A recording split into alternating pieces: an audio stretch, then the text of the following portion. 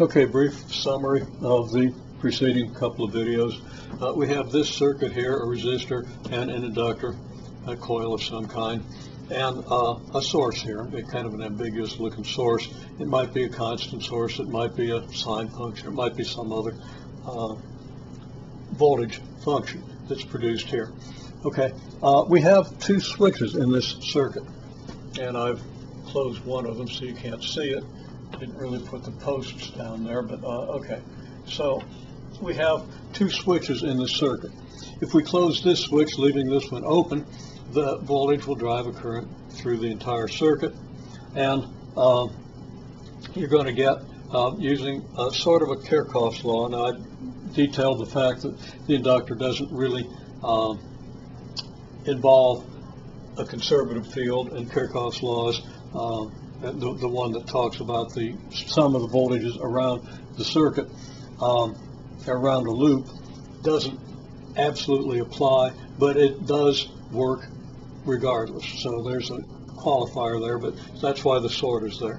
Kirchhoff's law tells us that the voltage drop across the resistor, voltage drop across the inductor, and the voltage drop across the source, which is actually voltage rise, therefore a negative voltage drop, add up to zero so that we can write the loop equation here. Okay, as we saw in the video before, the pair of videos were summarizing, the voltage change across the inductor's negative L di dt, and the voltage drop therefore will be L di dt. You have IR for the voltage drop across the resistor, V source for the voltage of the source. That all adds up to zero. So rearranging that into this form, very straightforward rearrangement, we recognize this is a first order linear non-homogeneous equation with constant coefficients. We can solve that equation. It's very easy to solve that equation, and I'm not going to even talk about the solution. Here's the solution. This is something that you would have done very recently in a differential equations course. Okay, so we get this solution. We get an exponentially decreasing current. So the graph of current versus time looks like this. Now, what if we have a voltage from the source?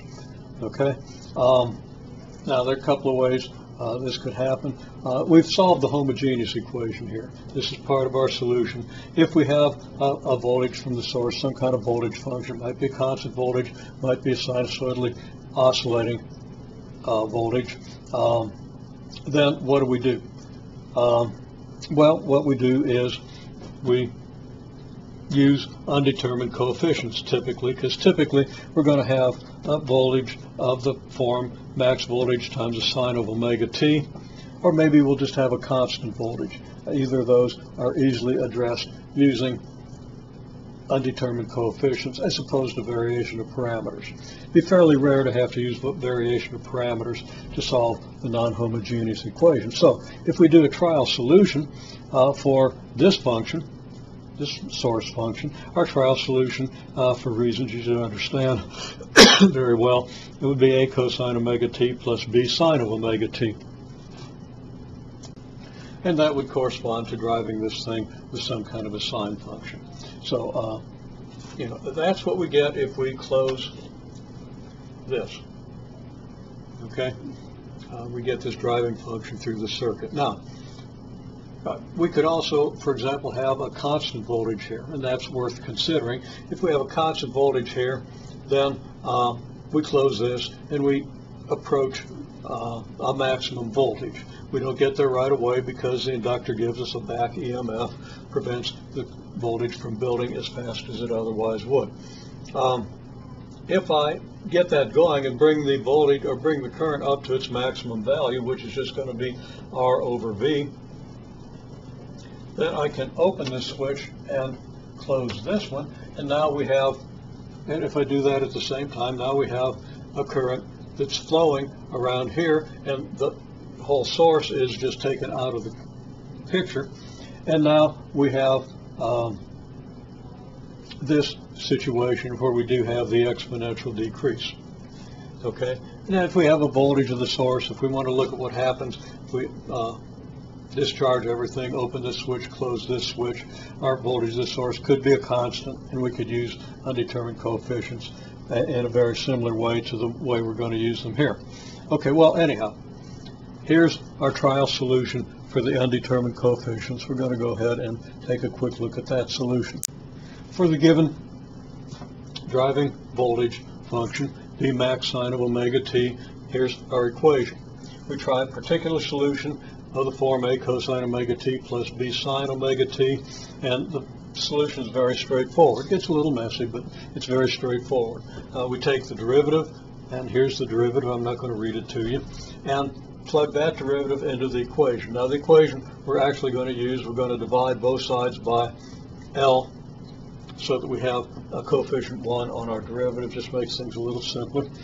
And then we have, oh my gosh, I screwed up the solution again.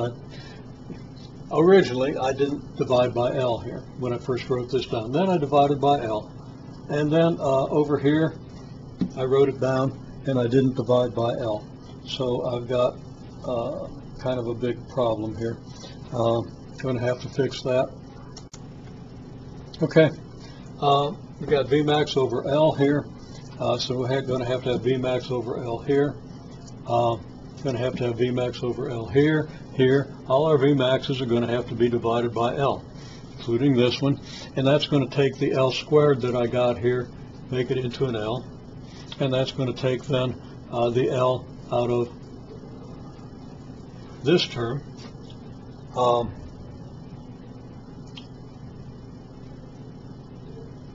And hang on a minute, let me make sure I get it right through here. Okay, simple enough. Where we have V max L here, we're just going to have V max. Where we have V max L here, we're just going to have V max. It doesn't change much about understanding what the nature of the solution is, but I shouldn't have messed that up.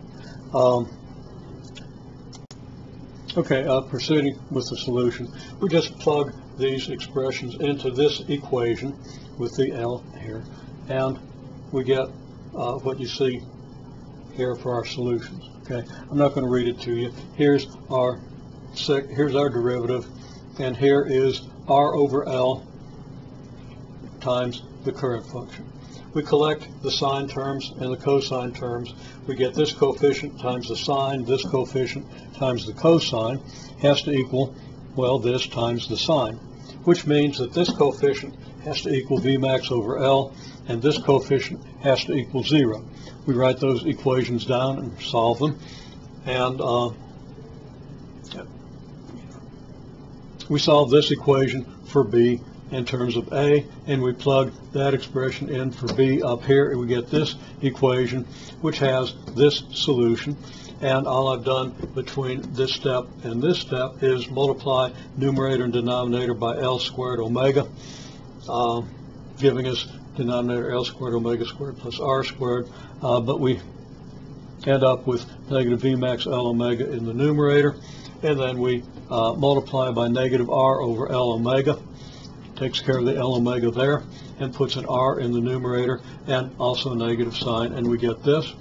And then we plug that in to the form of our function. It's going to be A cosine omega t plus B sine omega t.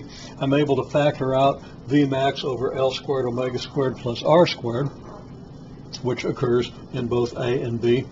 And it leaves me L omega for the A term, and that goes with the cosine, and it leaves us R for this term, which goes with the sine. And there's another mistake here. A is negative, so it's negative L omega.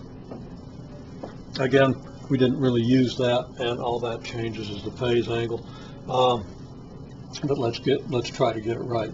Okay, and then we combine these using the identities for sine and cosine. We can combine these into a single sine function, sine of omega t plus some theta naught, and that theta naught depends on the relative magnitudes and the signs of L omega and R.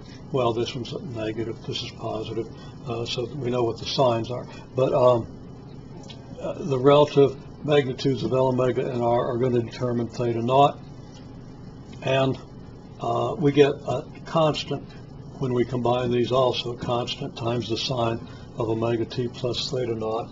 So we end up with current is some constant times V max, and this constant again also depends on L omega and R relative sizes and so forth.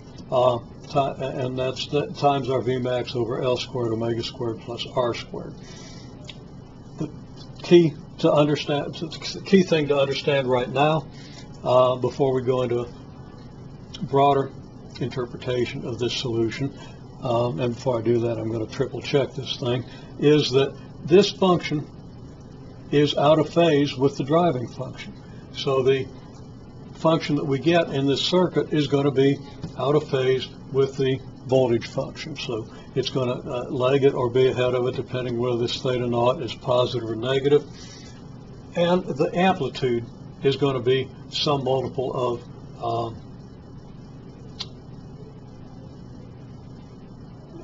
V max. And it's not going to be necessarily as big as V max over R. So we would compare this with V max over R, and those comparisons depend a lot on the value of C. So we're not going to go into that analysis right now, but that's the procedure for solving this equation.